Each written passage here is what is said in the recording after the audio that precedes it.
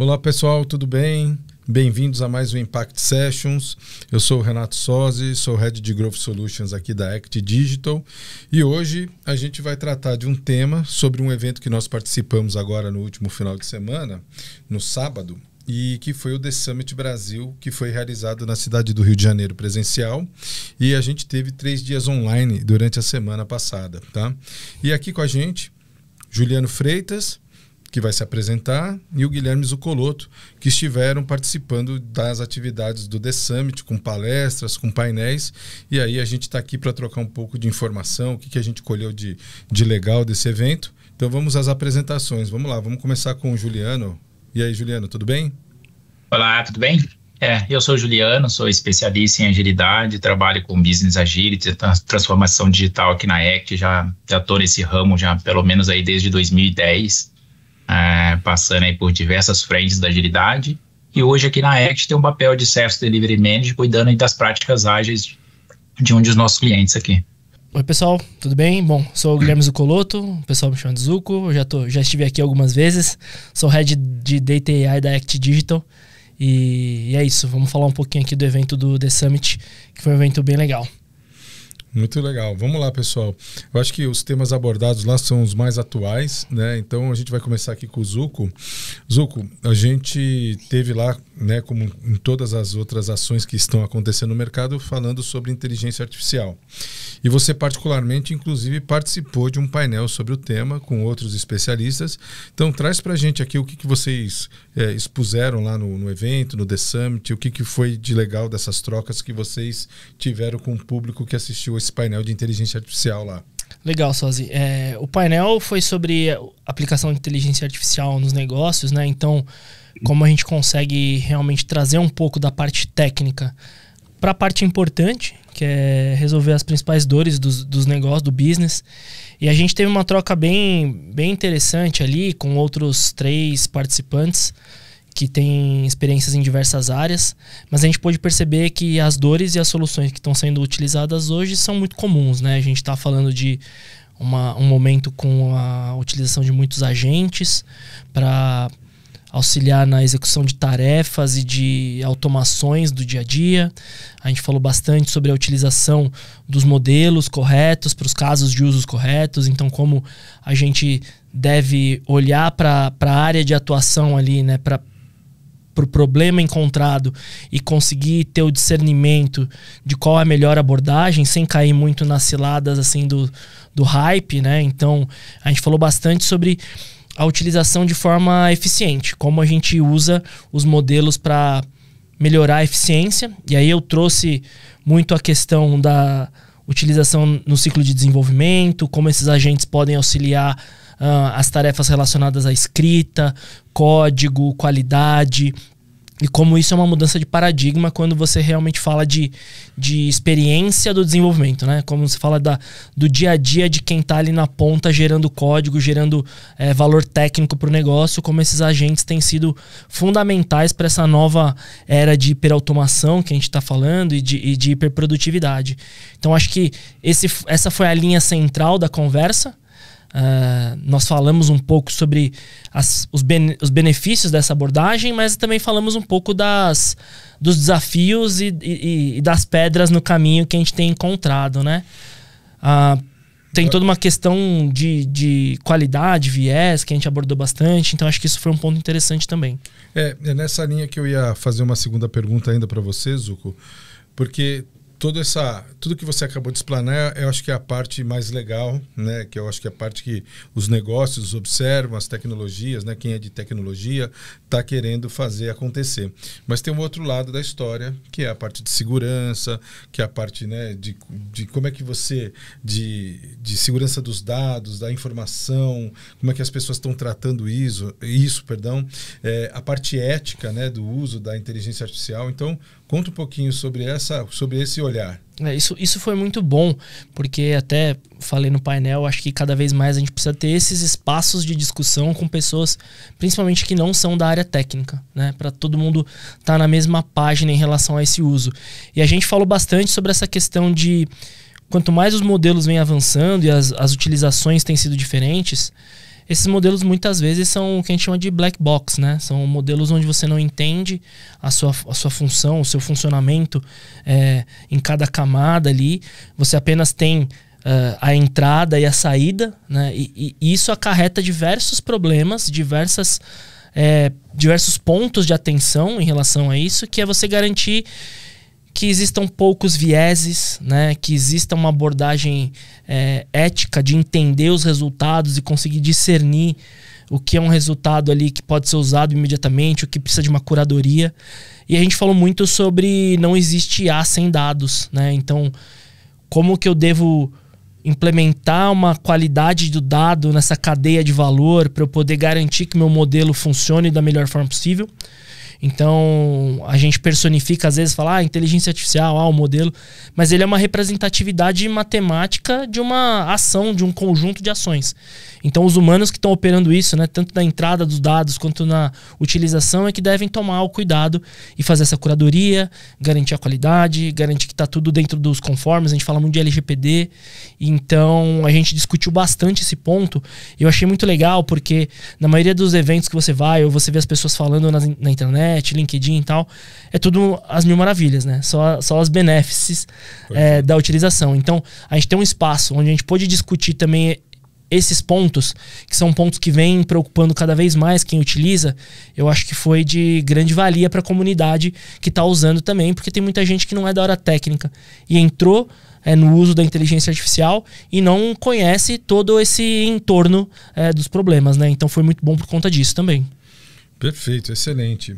Bom, vamos pegar um pouco do outro tema da palestra, que foi o Juliano quem participou ativamente de um tema, né, junto com um cliente nosso aqui da ACT. É um case de sucesso hoje, é um case que está na sua jornada ativa e entre as várias, vamos dizer assim, os vários benefícios que o cliente tem colhido, né, com a parceria com a ACT Digital, eu acho que o Juliano ele tem um tema bastante importante para compartilhar conosco, que é o tema da engenharia de valor.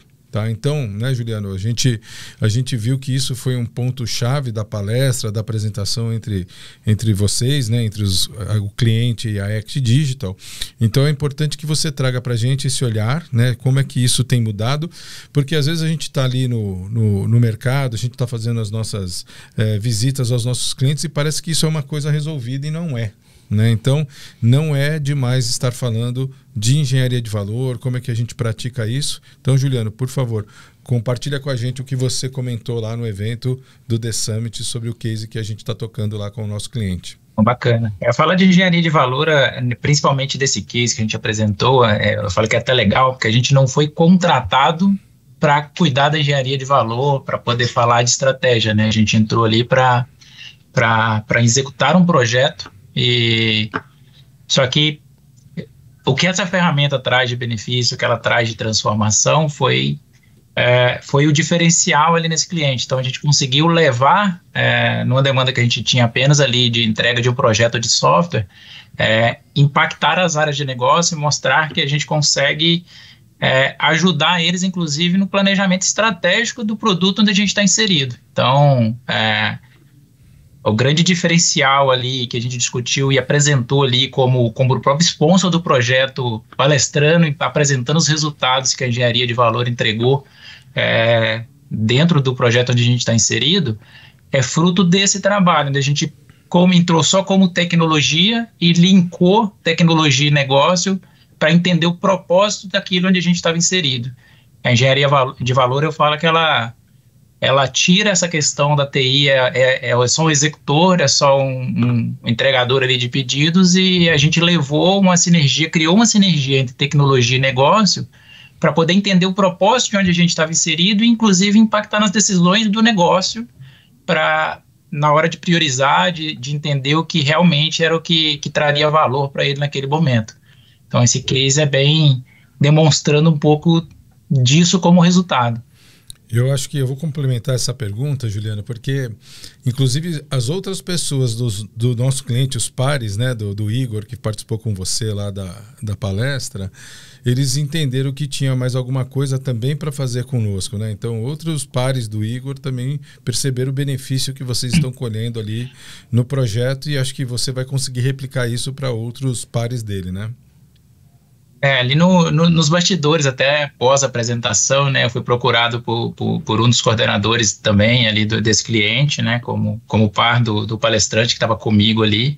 Falei, poxa, eu entendia que tinha algo diferente acontecendo ali, mas eu não tinha dimensão do quanto isso podia me ajudar. Então, rolou até um pedido da gente, vamos bater um papo, eu preciso entender, poxa, eu preciso da sua ajuda, na verdade, para levar isso para outras áreas aqui. Eu não entendendo agora o resultado que essa ferramenta pode trazer para a gente, eu não entendo como é que a gente já não usa isso em outras áreas, em outros projetos, inclusive semelhantes ao que vocês estão inseridos. Então, foi um pouco do que saiu de bastidores ali depois dessa apresentação também.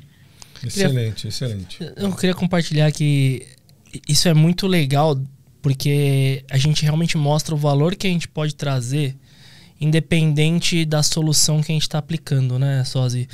Assim, ter esses espaços onde a gente pode apresentar o resultado de negócio por meio da tecnologia é fundamental, justamente porque no dia a dia da correria, ali você falou, né, Juliano? A gente foi contratado para resolver um problema, tocar um projeto. Mas todos os benefícios atrelados ao como a gente faz isso, muitas vezes não é visto pelas outras áreas do cliente. E eles passam pelos mesmos problemas, né? Então, o evento não é apenas pra gente uma questão de vaidade, porque a gente está mostrando ali a nossa cara, mas também para tangibilizar para as outras pessoas todos os benefícios e como a gente encara esses desafios, né?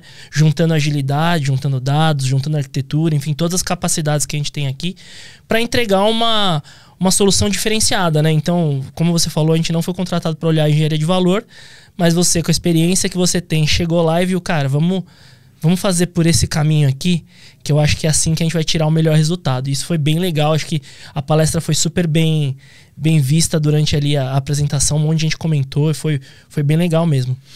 Como eu falei um pouco, né, no início da pergunta, parece que é algo resolvido, mas não é. E não importa a natureza da jornada, do projeto, a gente tem que ter essa prática, né? Porque sempre a gente vai estar olhando para o que realmente vai fazer a ativação de valor para o negócio, para o projeto, para as metas que estão estabelecidas. E se a gente não olha isso, a gente pode fazer só mais do mesmo, fazer coisas que não façam sentido e você vai gastar um investimento de qualquer forma. E aí, até falando de investimentos, Zuko, eu acho que o outro lado também que é muito... pode ser ainda muito intangível, porque a inteligência artificial é um mar de oportunidades, né?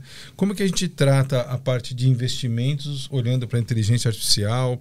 Como é que a gente pode trazer para os nossos as pessoas, né, que estão assistindo a gente aqui no Impact Session? O que você pode dizer para a gente que é importante ter atenção, que é importante a gente entender para os investimentos em inteligência artificial, para que elas sejam bem feitas? Legal. Como eu falei, esse painel ele foi muito diferente de outros que eu participei, porque a gente pôde abordar o lado não tão sexy, como diria o Fred, dessas iniciativas, né? Então, quando essa nova jornada de principalmente falando de IA generativa ali, GPT apareceu, todo mundo entrou na onda e a gente precisa realmente entrar, porque não podemos ficar para trás, o mundo está mudando de uma forma acelerada. Mas pela primeira vez, dados está na crista da onda, né? E a gente não teve a discussão e não fez as discussões corretas sobre todos os custos atrelados, né? Então, quando a gente fala de infraestrutura, quando a gente fala de todo esse custo operacional para você manter uma inteligência artificial, é algo que ainda não está muito claro para as empresas que estão implementando. O pessoal vê ali o ChatGPT, paga uma licença, faz as chamadas e tal, mas todo o custo por trás ainda é algo não muito claro.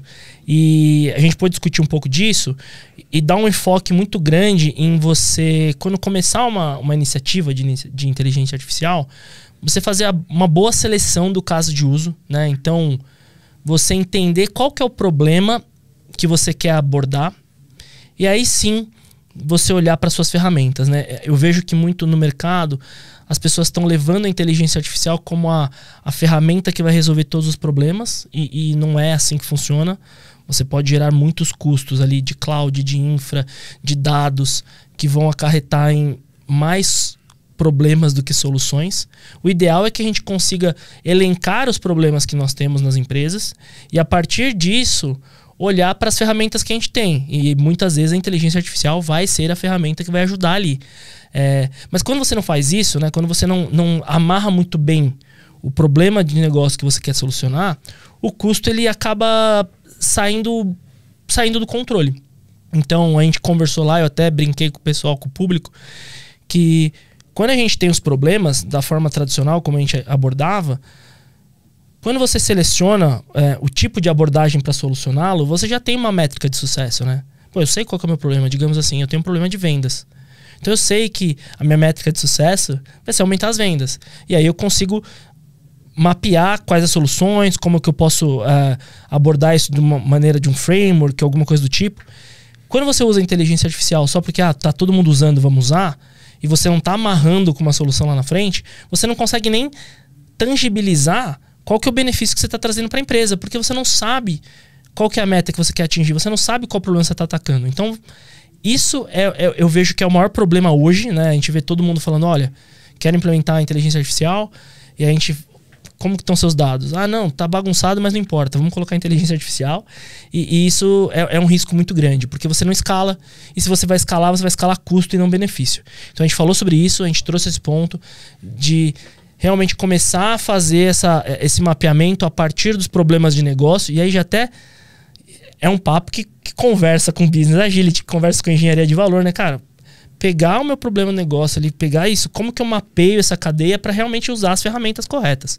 Então, essa parte foi boa. Acho que a plateia se compadeceu assim desse problema. Acho que todo mundo que estava lá nessa hora balançou a cabeça ali, pô, realmente meu custo eu não estou olhando. E isso faz com que a gente volte para as nossas empresas, né? Quem estava principalmente assistindo ali, volte para as empresas com uma cabeça um pouco mais, vamos dizer assim, um pouco mais pé no chão do que pode ser feito, né? Eu não estou falando que a gente tem que cortar a iniciativa, que tem que cortar as inovações, mas olhar para isso de uma forma mais responsável, eu acho que é o momento que a gente está vivendo agora, tá? Legal. E olhando esse ainda por essa ótica, eu vou pedir aqui para o Juliano contar como é que fica a prática de engenharia de valor, né? Como é que a gente faz isso acontecer, né? Contar um pouquinho os desafios dessa implementação, que de alguma forma ela pode expandir para as mesmas dificuldades ou desafios, ou enfim, que é para a própria adoção do VMO, que é um outro tema que a gente abordou lá também no The Summit, né? Que foi o painel que até eu participei. Então acho que tudo isso está ligado, né? Então, Juliano, começa falando um pouquinho dos desafios de como implementar uma engenharia de valor numa jornada de transformação. Legal. Eu sempre brinco que a engenharia de valor ela tem uma ferramenta muito simples, né? Todo mundo, depois que vê ela funcionando, fala, poxa, podia ter pensado nisso até antes, né? Ela é uma ferramenta que, de certa forma, entrega um resultado que você visualiza simples, mas iniciar essa discussão traz vários desafios, porque aí você começa a ter que quebrar também alguns egos, alguns paradigmas, porque você começa a tentar trazer, né, aterrizar aí um pouco dos desejos, principalmente quando você está falando ali de várias áreas ou de várias coordenações que demandam o mesmo produto, você começa a tratar ali o que vai entrar como prioridade para negócio, para o que é valor para aquele produto efetivamente. Você gera um certo impacto porque você muitas vezes desprioriza algumas áreas, né?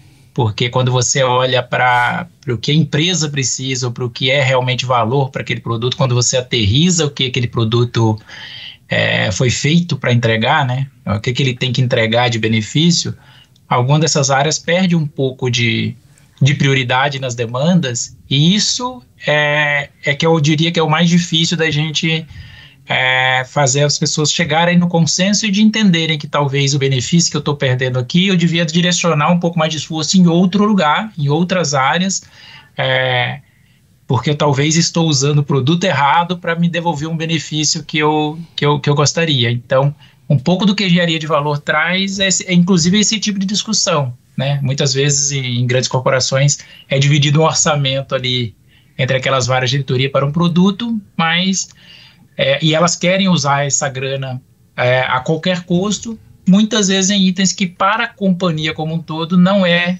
o melhor retorno, não traria o melhor retorno ou o melhor benefício. Então, eu diria que o maior desafio é quando você começa a demonstrar isso e tem que gerar esse convencimento dessas pessoas de como direcionar, né, o seu investimento para o lugar correto. Em contrapartida, quando você começa a perceber e aterrissar esses valores, e aí eu vou até voltar para o próprio case, né, para a gente demonstrar um pouquinho de como isso acontece, a companhia começa a olhar com outros olhos e traz inclusive mais dinheiro para aquilo, porque o caso do nosso case ali era um projeto que era um resto de orçamento de um projeto anterior que tinha sido um fracasso. Não foi a Act Digital que conduziu, a gente recebeu um resto de orçamento de um produto que eles tentaram implantar, não deu certo. Então, agora que sobrou essa grana, vamos tentar corrigir um pouco do que a gente tem aqui. E aí, quando a gente aplicou a engenharia de valor e demonstrou que a gente ia continuar desperdiçando investimento em itens que não agregavam valor, e negócio viu isso, aí a diretoria viu isso, entendi que eu consigo entregar e ativar mais valor para o meu negócio e me faz, inclusive, sentido investir mais dinheiro aí. Então, a gente despriorizou aquilo que não fazia sentido, que ia consumir ali 1 ano e meio de projeto, tiramos aquilo da prioridade e conseguimos dobrar o orçamento que tinha previsto do projeto por conta da quantidade de valor ativado num curto espaço de tempo. Só da questão da gente reorganizar como as coisas estavam priorizadas ali, né? Que é aquele modelo natural de priorizar muitas vezes de forma sequenciada, de priorizar a área que tem mais interação ou determinada capability. A engenharia de valor, ela quebra isso. Eu priorizo aquilo que é o importante para o produto ou para a companhia e eu linko isso, inclusive, com a própria estratégia da companhia, porque quando a gente define os pilares de valor, a gente faz todo mundo conversar a mesma língua. Todas as esferas conversam a mesma língua na hora de definir o que é prioridade dentro daquela frente de trabalho. Excelente, Juliano. Até quando você comenta sobre essa jornada toda, e a gente está falando ali de um projeto, né? De uma área, a gente conecta muito forte com os conceitos do VMO, né? Porque é uma jornada de aprendizado e transformação. Cada ação que todas as empresas, os times aprendem, desde essa prática de engenharia de valor para funcionalidades, para features, ou seja, né, para o que vai ser feito para dentro de um projeto, para a construção de um produto ou serviço, a gente começa a escalar isso numa jornada também priorizando por valor todos esses. Qual é essa fila de prioridade de projetos de uma empresa, né?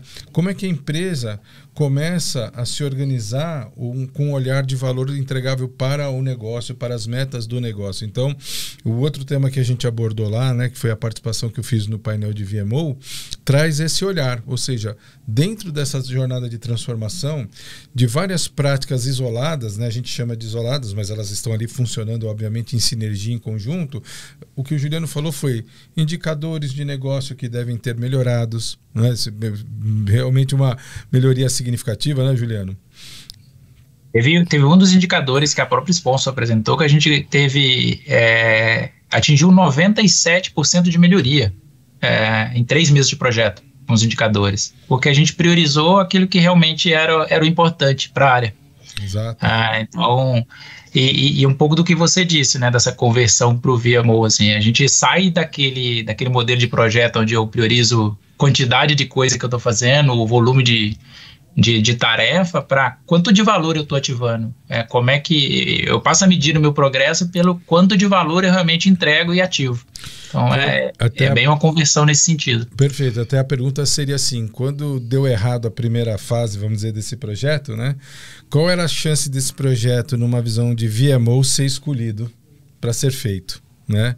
Super baixa, né? Porque ele não entregou valor, gastou boa parte do investimento A sorte que ele tinha lá um fim de orçamento para poder cair em mãos mais que te trouxeram esse sucesso para o cliente, enfim, para nós da Act Digital. Então, é a mesma coisa, né? A gente não vai se aprofundar aqui no tema de VMO, mas tudo que a gente tem praticado, que as pessoas vão colocando ao longo das jornadas de transformação, aí começa a falar, como é que eu faço a gestão de um VMO, né?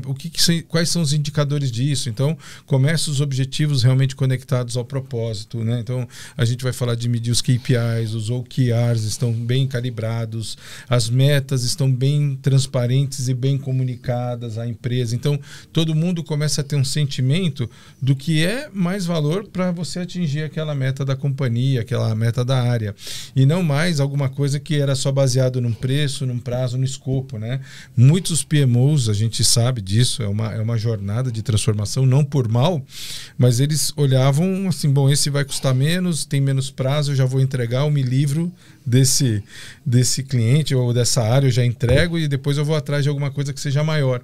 E não necessariamente ele estava olhando o que estaria trazendo melhores resultados para a empresa, né? Que tipo de jornada ou de projeto que traria o real benefício que a empresa estava buscando naquele ano, naquele momento como empresa. Então, muda muito o viés. Então, engenharia de valor é uma prática que você vai aplicar em outras frentes tantas que você precisa para a empresa. Então, a priorização por jornada, como é que eu faço o meu planejamento estratégico olhando o que eu preciso de fato ativar para o meu cliente ou para a área que eu preciso atingir, enfim, é uma visão totalmente diferente dos pilares só tradicionais, que são ainda muito usados, porque a gente tem que ter orçamento, os prazos são importantes e tudo mais, mas você começa a classificar isso com um olhar adicional, que é um indicador real, ou seja, né, uma prática real de valor percebido e de valor entregue para o cliente, para a empresa. Então, é muito importante essa troca, Juliano. Essa jornada ela é muito longa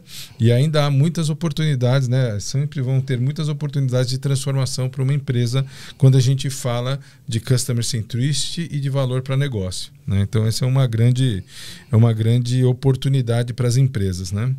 Bom, pessoal, a gente está chegando aqui ao fim do nosso Impact Sessions de hoje. Então, tanto primeiro Juliano, depois o Zucco, eu queria que vocês fizessem algumas considerações do que vocês entenderam de que foi o mais legal desse evento, do The Summit, tanto para a Act Digital, como para as pessoas que nos assistiram lá, enfim, as conexões que fizemos. Então, à vontade aí para suas considerações finais. Juliano, por favor. Bom, eu acho que o mais legal, e aí eu vou compartilhar até, vou fazer uma confissão aqui, né, do cliente estava super preocupado de como a gente ia se apresentar. Poxa, eu estou vendo gente de mercado aqui que conduz alguns temas e quem sou eu, né, para poder estar aqui junto. E depois ver a carinha dele quando essas pessoas que ele tem como referência ali vindo, poxa, que legal, que bacana o resultado do trabalho que vocês estão fazendo. Então, eu acho que como aprendizado, né, que como recado bacana de um evento como esse, a gente parar de se espelhar só de, poxa, será que eu sou especialista nisso ou naquilo? Como é que eu faço bem feito e como é que eu meço a satisfação do meu cliente ali? Eu acho que isso é o mais importante, né? Então, a gente tirou um resultado com um time que, inclusive, tinha pouquíssimo trato nesse modelo de trabalho, né? Um time normalmente de uma gestão super tradicional e que hoje ajuda a gente a defender um modelo de transformação e inclusive transmite isso para fora, mostra que realmente se impactou a vida deles, a jornada deles ali, e querem também ajudar a gente a transformar outras áreas da própria empresa com esse trabalho, sabe? Então, isso foi... O evento ajudou a eles mesmos perceberem o quanto eles estavam fazendo, eles estavam junto com a gente fazendo um trabalho diferenciado agora, sabe? Excelente. Amarrando com o que o Juliano falou, né? Às vezes a gente vê alguns eventos que são muito de explanação técnica, né, ou conceitos, e a gente fica com aquela ideia de, nossa, nunca vou chegar lá, ou isso aí é a crista da onda e tal. E quando a gente tem um evento como esse, onde os clientes levam os cases, e a gente debate realmente o que é feito no dia a dia, a gente traz um valor imenso, não só para quem está apresentando, né, mas para as pessoas que vêm e identificam os problemas e às vezes como foi resolvido. E nesse caso especial do The Summit, Sozzi, que a gente levou vários temas, né, e eu gosto muito de trazer essa visão que está tudo conectado. Eu acho que lá a gente viu isso, né? Como esses assuntos estão todos conectados, a gente ainda vive uma era de transformação, talvez uma nova transformação por meio da IA, e puxando para o meu lado, talvez uma nova transformação por meio da IA, mas uma coisa que não está datada é o valor. As empresas continuam querendo ter o melhor valor agregado no final do dia. Então, por que não conectar esses temas e fazer uma engenharia de valor para as iniciativas que são de inteligência artificial, né? Conectar isso com essa visão mais abrangente do VMO e realmente drivar as iniciativas de inovação por meio desse prisma. Então, acho que lá ficou muito claro que esse tema é muito atual e deve ser aplicado para as novas iniciativas e as iniciativas inovadoras. Não é porque a gente está falando de inteligência artificial, por exemplo, generativa, que é algo super inovador, que eu devo esquecer todas as práticas que a gente já sabe que devem ser aplicadas, né? Então, a gente vê muita gente falando de eficiência. Eficiência é tirar um PO, eficiência é tirar um Scrum Master. Pensa-se muito no custo, quando na verdade eficiência é você aplicar a técnica certa para resolver o problema certo e gerar o melhor valor para a empresa. Então acho que ficou muito claro isso para quem estava lá. A gente conseguiu conectar bem os temas e mostrar assim, essa força que a gente tem em vários pilares para entregar o valor para o cliente. Foi muito bom, acho que por conta disso. Perfeito. Bom, pessoal, vamos chegando aqui ao fim do nosso Impact Session de hoje, do The Summit Brasil. Lembrando que foi um evento que a gente ainda teve participações online que foram muito bem avaliadas. Foi muito legal também a trilha online. Foi muito bom para a gente se aproximar cada vez mais do público executivo do Rio de Janeiro, né, que foi uma boa oportunidade para todos nós, porque foi um evento voltado para o executivo do Rio de Janeiro. Então, a gente só tem a agradecer o prestígio de todos que estiveram lá. Foi um público bastante importante, muito interessado nos temas, que ficou até o final. Então, assim, a gente tem uma visão de que o sucesso foi garantido desse evento. Então, muito obrigado aí, The Summit Brasil, obrigado à cidade do Rio de Janeiro e os seus executivos. E a gente se vê aí numa próxima. Querendo conversar com os nossos especialistas, conhecer os nossos outros cases aqui da Act Digital, podem fazer aí, mirem aí no QR Code que tem na tela e conheçam um pouco mais da Act Digital, do que a gente faz e aonde a gente está impactando. Até a próxima, pessoal. Obrigado.